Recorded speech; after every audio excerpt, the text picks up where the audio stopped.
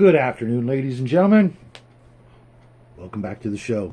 Today, I have the beginnings of a brand new series for you, starring Top Secret by TSR.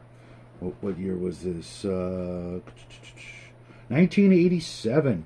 Several years after the original Top Secret, which ended, I think, in 1983, 84.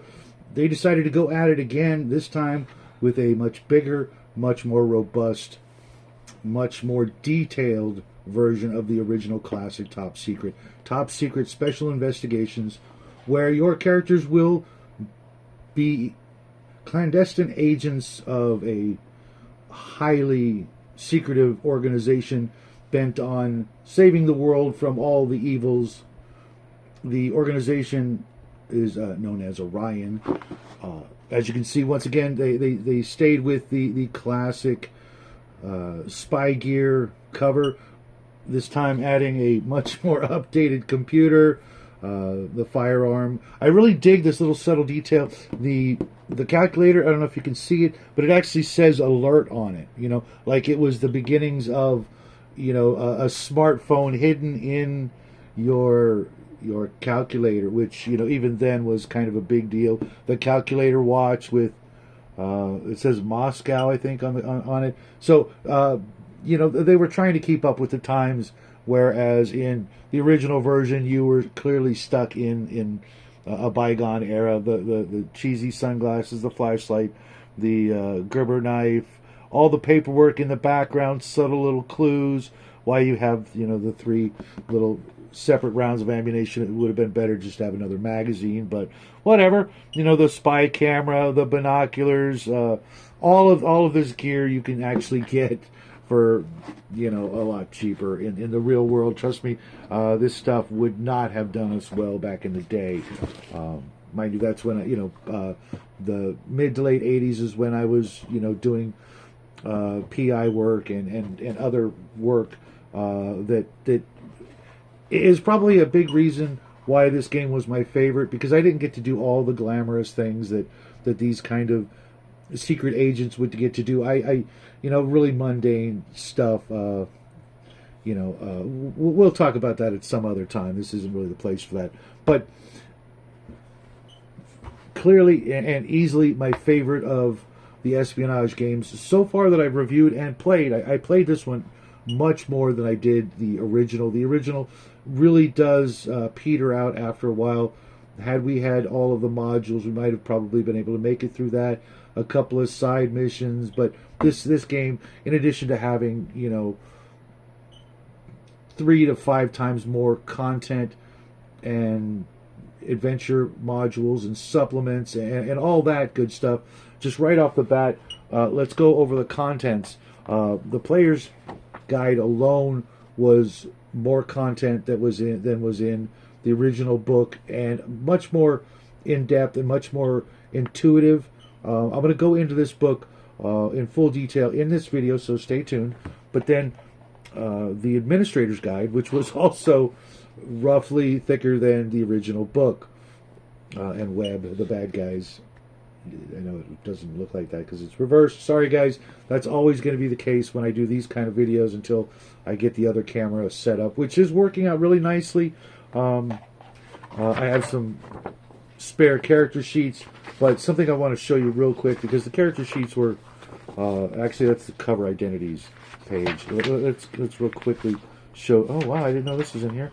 A couple of vehicle printouts, which as you can already see, it's got the hit locations and, you know, damage potential that it can withstand. We got a Ferrari F40 and a Corvette.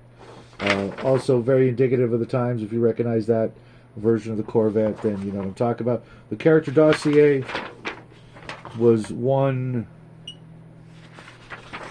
2, and 3 pages. But this is what I wanted to get to you. You see that? You see that hit location diagram? Any game that's got that is already off to a great start, in my opinion. I know it's a little complicated for some folks. They just want to know how many hit points you have, and, you know, let me know when I'm running low, kind of thing.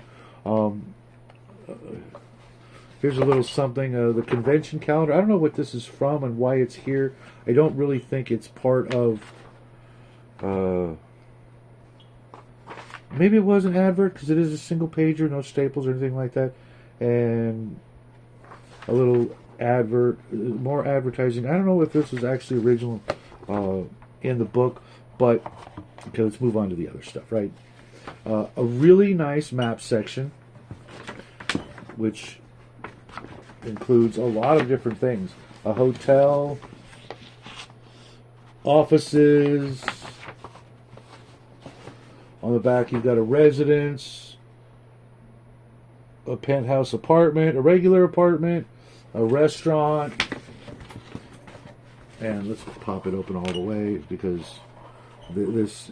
And I believe it's all to scale for 1 inch being 10 feet. And you've got a tramp steamer. You've got train cars. Awesome. An airliner. A warehouse factory. And an airport. All of which would work with... And I believe I still have them, but I probably don't, once again, have the standees that I believe came with this. Let's double check and move ahead. Ooh, yes, I actually have the standees. Okay. Everything you need in one box. You don't need to go out and worry about miniatures, any of that stuff.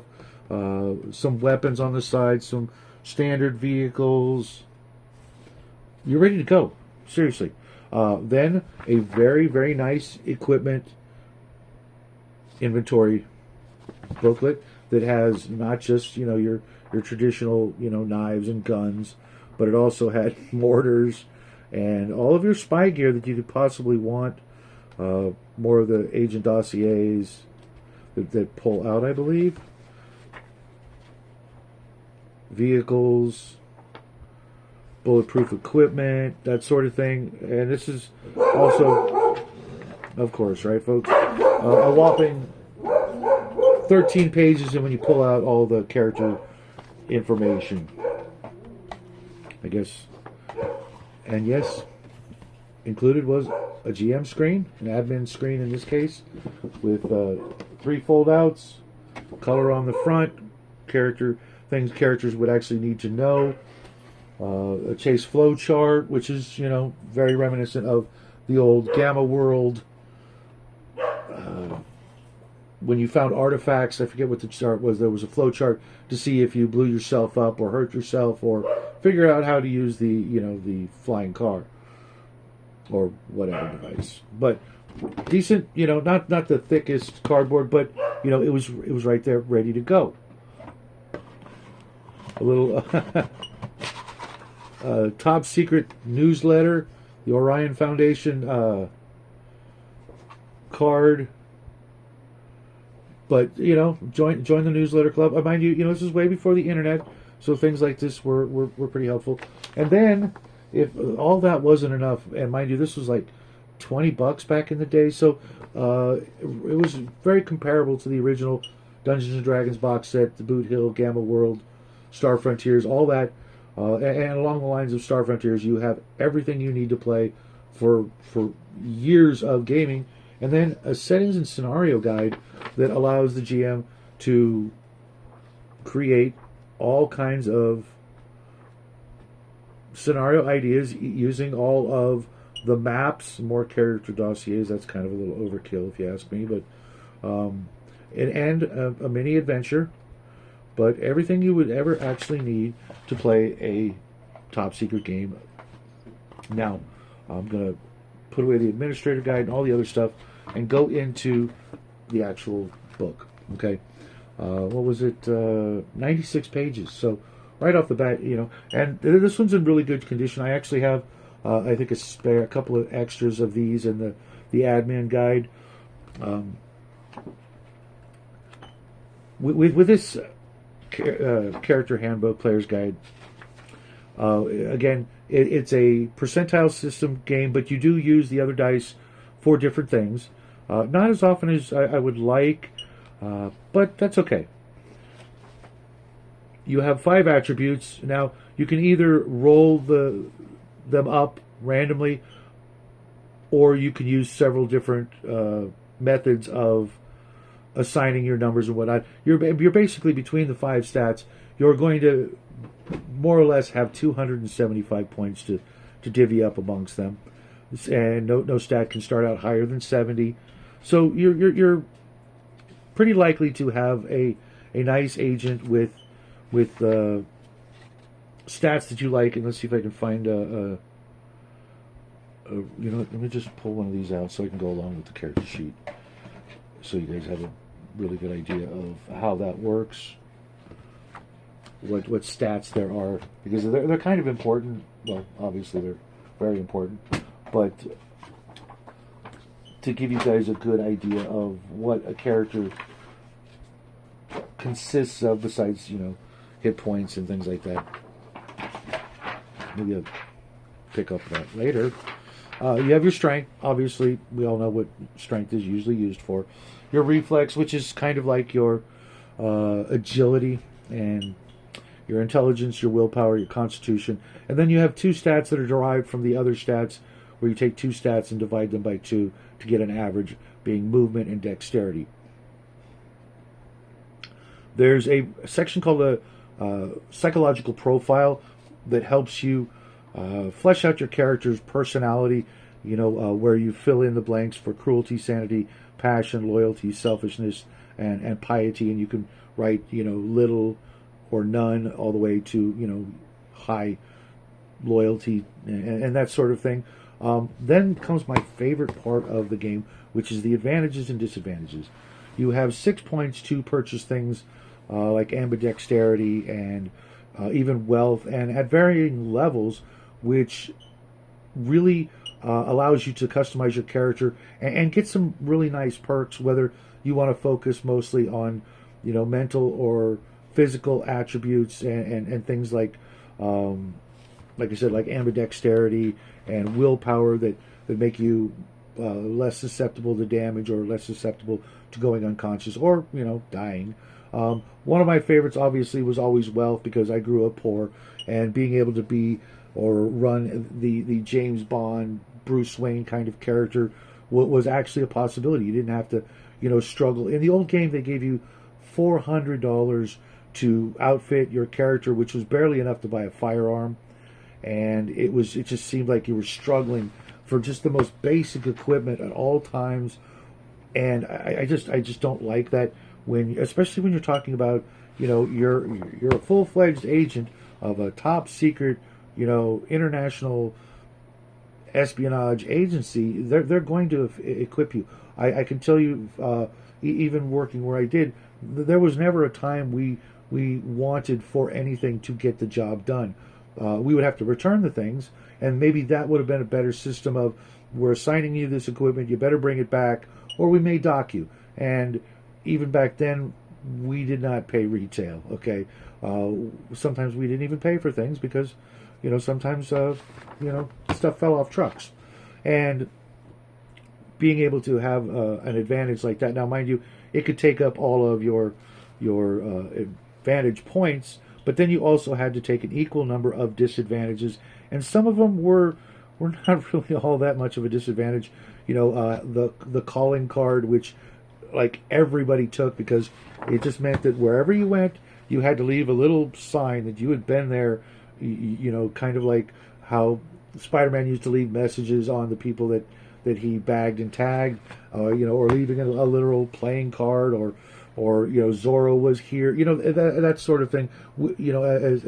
As kids and college grads and stuff like that, we always took that one just so we could get a couple extra points. There were some other really bad ones, being having to do with your vision or your hearing, which nobody ever took because those were just too detrimental, physical handicaps and the like. And then you went on to the skill system, which gave you a skill package that included mandatory skill picks you had to take from certain categories, but then left you enough points to move around. And all the skills were rated from rank 0 to 5, and obviously these could go up as you went up in levels, as could your stats and things like that. But I will deal with that in the Administrator's Guide section, which I will do before the end of the week, because I'm really excited to get through this the box set so I can get into a whole bunch of adventure modules and supplements, most of which I never had the chance to use or let alone read back in the day.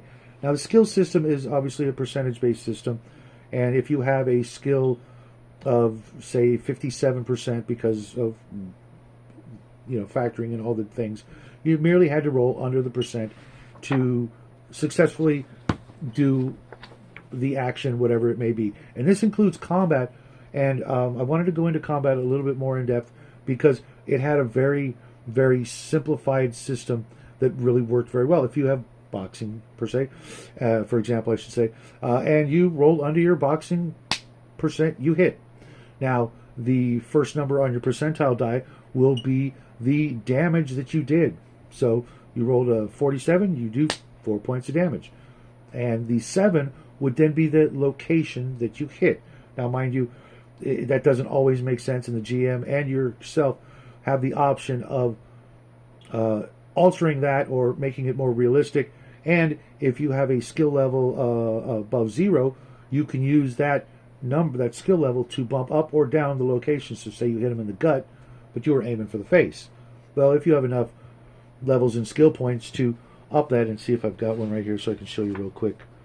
Well, basically, there are 10 hit locations, and I don't have one super handy. But, for example, the head is always a 10, so if you have enough to bump it up to a 10, then you, boom, knock their block off, so to speak. And different attack modes do different types of damage.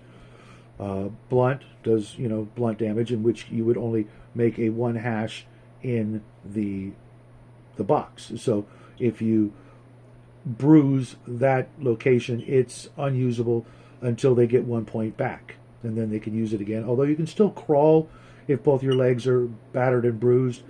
And then there is puncturing and wound damage, which would be an X in the box, and those extremities and what have you could very much lead to death.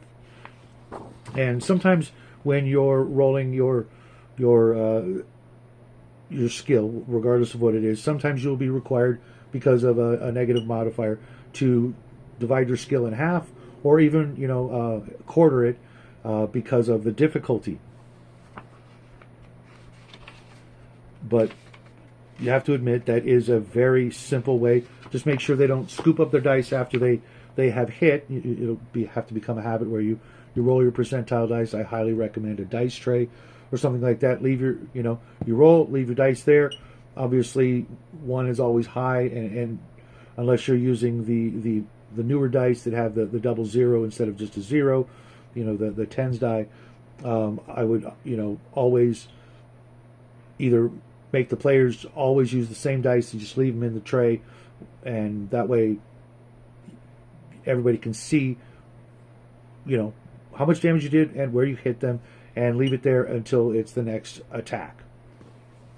So that's literally how simple combat is. Now, weapons have a weapon chart that, depending on what you roll on that die, will actually tell you how much damage it is, because it's an actual weapon. It's going to do more damage than your fists or your feet or your elbow or that sort of thing, and it makes more sense. And those puncturing and stabbing weapons are far more lethal, and hence the two different forms and styles of combat, all simplified in one of the best percentage-based combat systems I've ever seen. Most games, they just go for the hit points, and when you're done, you're done. But with a hit location, it's more realistic, and you can instantly get a more dynamic and even cinematic experience, by just using this system to let you know where you hit, how much, and if you hit at all at the same time. One percentile roll system, and all you need to know about the combat. Now, of course, there are special maneuvers and dodging and things like that if you want to add it in there, but most of my players didn't really, they just wanted to get the blows in and do the damage. I would always use it for the bad guys as play, like, nope, they're dodging and they're doing that stuff. Try to encourage them to do that, but my players, having played so much Dungeons & Dragons, did not want to be bothered with that. But that's what I have for you today. I hope you are intrigued with this style of and the mechanics of this game, because I think it would work with a lot of other games. One of the advantages I wanted to talk about was Sixth Sense. So that being akin to a psychic power, I could easily see this game incorporating superpowers and psychic powers, or even magic. If you wanted to, like, if this was the only game you had on a desert island, it wouldn't be a ton of work to try to figure out how to use the same mechanics for another game system, or I should say another genre. If you wanted to play a Western, it's right here. You're good to go. If you wanted to play a post-apocalyptic game like Aftermath or Gamma World, without so many, I should say Twilight 2000, really, right? You could do that. And later on, you'll find that they actually did two expansion, or not expansion, but supplemental game books called Freelancers and Free America, where superpowers were things. So psychic powers, you could easily pull them back into your game if you wanted to do, any sort of, X-Files type game, and add that sort of thing into it. But I will get to that, and I'm going to try to do them in order that they came out, that being the supplements, so that we can kind of grow with the system and understand where they were coming from as they put out new supplements and adventure modules, of which there are, I want to say, close to 20. So I've got a lot of reading to do. I'm going to actually jump right into the admin guide as soon as I finish this video. But I want to thank you guys all for stopping by and playing along, and hopefully, thinking about picking up this game. It's incredibly affordable.